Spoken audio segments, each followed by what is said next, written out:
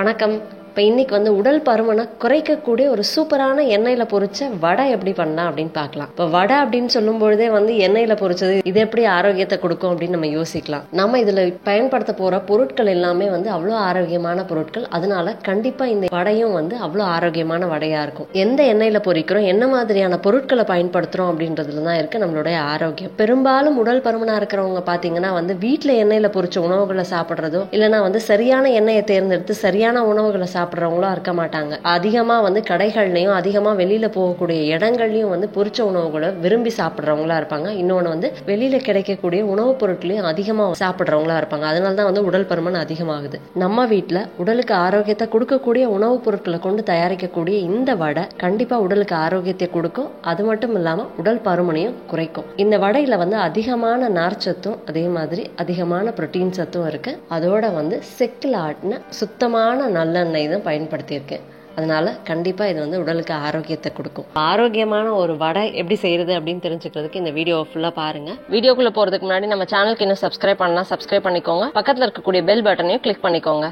வடை செய்யறதுக்கு என்னென்ன பொருட்கள் தேவை அப்படின்னு நம்ம பார்க்கலாம். முளைக்கட்டிய பாசி பயிர், முளைக்கட்டிய கருப்புளுந்து, இது ரெண்டையுமே எடுத்துக்கிறேன்.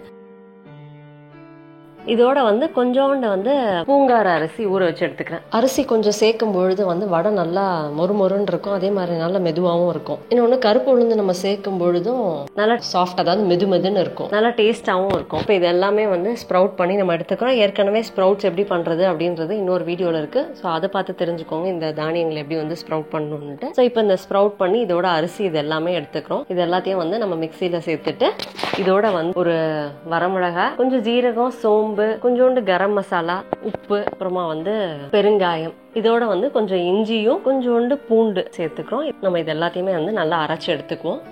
ஸோ இப்போ அரைச்சி எடுத்துக்கிட்டதுக்கு அப்புறம் இதோட வந்து வாழைப்பூ வச்சுதான் இந்த ஸ்ப்ரவுட்ஸ் வடை நம்ம பண்ண போறோம். அதனால வாழைப்பூவை சின்ன சின்னதா நம்ம கட் பண்ணி அதோட இதுல சேர்த்துக்கலாம்.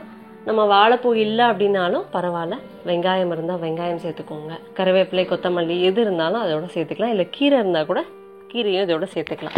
ஸோ எது வேணுமோ அது வந்து நம்ம இதோட சேர்த்துக்கலாம். இதோட கொஞ்சம் மஞ்சள் தூள் சேர்த்துக்கலாம். இப்போ இது எல்லாத்தையுமே ஒன்றா நல்லா மிக்ஸ் பண்ணிவிட்டு நம்ம வந்து எண்ணெய் நல்லா காஞ்சோன்னு இதை வந்து சின்ன சின்னதாக வடை மாதிரி தட்டி இது எல்லாமே வந்து எண்ணெயில் போட்டு பொரிச்சு எடுக்க போகிறோம்.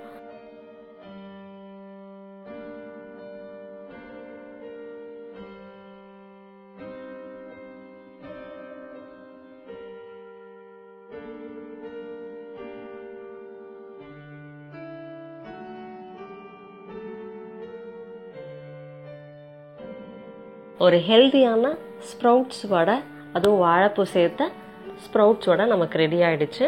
ட்ரை பண்ணி பாருங்க. இந்த வீடியோ உங்களுக்கு பிடிச்சிருந்தா லைக் பண்ணுங்க, ஷேர் பண்ணுங்க. நம்ம சேனலுக்கு இன்னும் சப்ஸ்கிரைப் பண்ணா சப்ஸ்கிரைப் பண்ணிக்கோங்க. பக்கத்தில் இருக்கக்கூடிய நோட்டிஃபிகேஷன் பெல் பட்டனையும் கிளிக் பண்ணிக்கோங்க. தேங்க்யூ.